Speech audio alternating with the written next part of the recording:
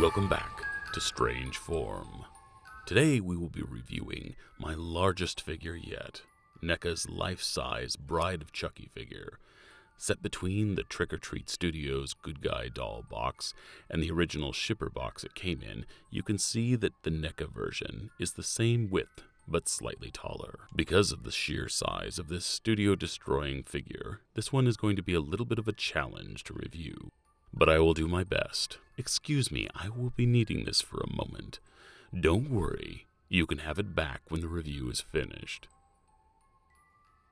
To say that this figure has been a long time coming is an understatement. A notoriously long-delayed collaboration between Moody Studios and the National Entertainment Collectible Association, this product has been 4 years in the making, with many, such as myself, having paid for the figure in full all those years ago. Having suffered setbacks such as a global pandemic, strained international trade agreements, and a massive economic downturn, it's a wonder this figure ever even made it to production. And with the abuse NECA endured on the social media circuit, it would probably be a miracle if the company ever attempted such an ambitious project again.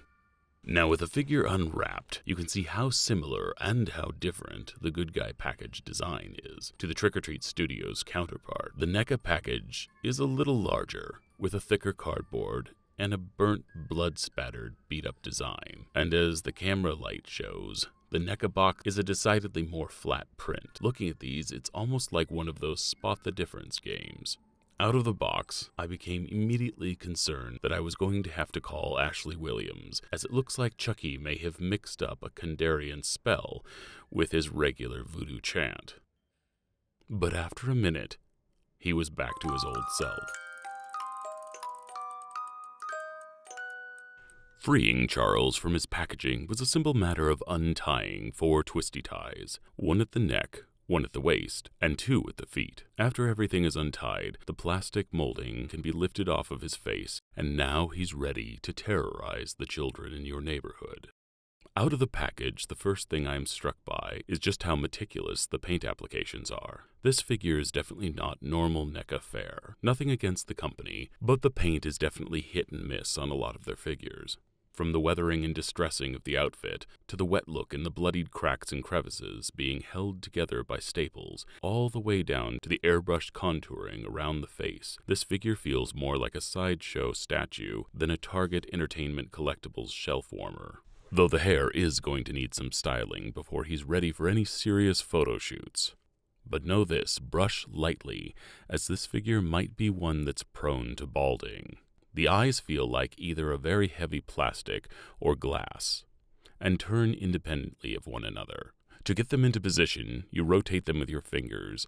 It's a friction design, so the eyes have to be pushed up very slightly in order to turn them, and then they reseat themselves into the static position. This is much easier to do when the doll is lying down.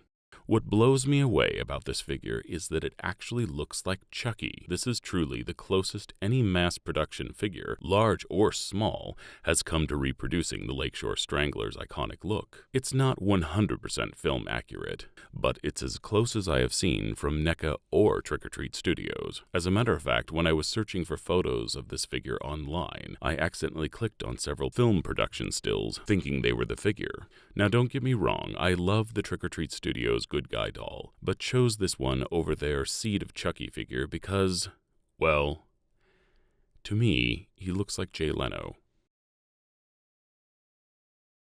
Inside the box, you also have the care and instruction manual, which basically warns you against overtaxing the bendy wires or the foam body. This is definitely not a figure that can be manhandled or played with harshly. I would highly suggest immediately buying a doll stand, as the figure is top-heavy and prone to toppling. The arms and legs of the NECA figure don't appear to have the same style of armature that the Trick or Treat Studios figure sports. From what I can feel, I think that there's a large gauge bendy wire running through the entire body. The parts hold position well, but too much manipulation will probably end up breaking that wire. The head rocks from side to side, but it can't actually turn or swivel, which is unfortunate because it simply would have taken making the neck in 2 stages. A seam at the throat, attaching it to the lower neck portion. This would allow for his head to turn, but I can understand why they might not have done this, as it would have added more to an already expensive to develop figure. The body is a squishy foam with an extremely similar design to the Trick or Treat Studios figure. And like the Trick or Treat Studios figure, I'm sure the foam body is going to be a point of debate over the years to come, as I see splits covered by duct tape hidden underneath the costume in this particular figure's future. But I don't see any other way that they could have pulled off the articulation. And as you can see here, a small amount of manipulation has actually caused a sizable amount of the hair to fall out. I'm probably going to put some product in it to make sure it holds stable. But all these complaints and concerns aside, this figure has helped me realize a boyhood dream of owning a life-size Chucky doll. You see, when I was a boy, I was lucky enough to get early tickets to Child's Play 2. It was a pre-screening about 2 weeks before the film came out.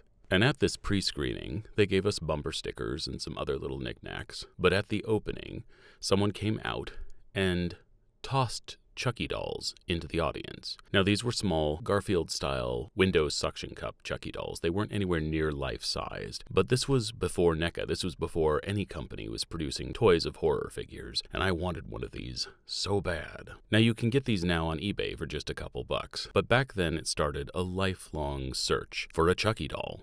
So living in an era now where you can get a life-size replica for under $1,000 makes items like this all the more special to me. Now, I do love the Good Guys doll from Trick or Treat Studios, but we all know that there's a difference, and an evil Chucky is the gold standard. Now, here's Chucky and, Tommy. There are so many design similarities between the two. I wonder if the two companies shared ideas. The foam bodies are nearly identical, down to the crease around the thigh so that the leg can articulate without ripping the foam. The shoes look to be of the same mold, but the fabric on the NECA figure is far more faded and distressed than even the Trick or Treat Seed of Chucky figure. It's important that you don't leave Chucky alone with your other dolls, though, as he's prone to possessing them, that and your small children. My only complaint about the figure's proportions are that the hands are a little big. I've checked the movie stock images, and it's not actually that out of proportion, but it could have been scaled down ever so slightly. Other than that, this pretty much looks like the movie prop, at least as close as you're going to get for this price. Based on how well they pulled this figure off, I would definitely like to see NECA attempt a Child's Play 1 or 2 figure, but due to the aforementioned production issues, I have a feeling that that's not in the cards. As a matter of fact, I wonder if this one will ever get a second run.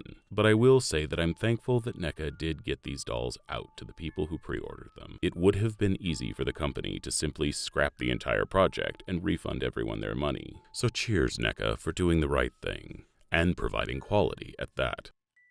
In bright light and unforgiving close-ups, the detail is solid, and the portrait from most angles is uncanny. I have a feeling that this is going to be an eBay scalper's darling for some time to come, as the quality of the figure is high, and I don't expect this one to be mass-produced in entirely large numbers. And of course, the Seed of Chucky figure from Trick or Treat Studios retails for almost $200 more, and isn't as faithfully reproduced. So if you get a chance to pick this one up at retail price, I would jump on it, as even the NECA life-size Gremlins 2 figures are a better investment than gold in this market, and they regularly re-release these. And I only wish that I had sprang for the Tiffany figure as well. So in the end, my final verdict is that this is one of the best Chucky likenesses that I have seen in a mass-produced figure. And this figure definitely meets my standard for value over price. There are a few small proportional issues, and I would like to have had the head swivel. It would have been nice to have a knife accessory, but as I understand it, NECA was originally going to include a knife, but ran into legal issues when it came to shipping the figure with a realistic-looking weapon. This is of course an easily remedied problem though, by simply grabbing one of the many props offered by Trick or Treat Studios. But overall, the figure looks great in hand and is easy to display. The packaging is slick and well produced, the materials appear to be of high quality, but this is not a toy, and too much wear and tear is definitely going to degrade the parts, especially the wire armature and the foam body, not to mention the hair loss. How well this figure ages is going to be up to you, the collector. So get a doll stand, don't play too aggressively with it, and keep it away from humidity. I hope you enjoyed this episode of Strange Form, and I would like to thank the many subscribers who are helping make this happen. And I have a call to action to those yet uninvested.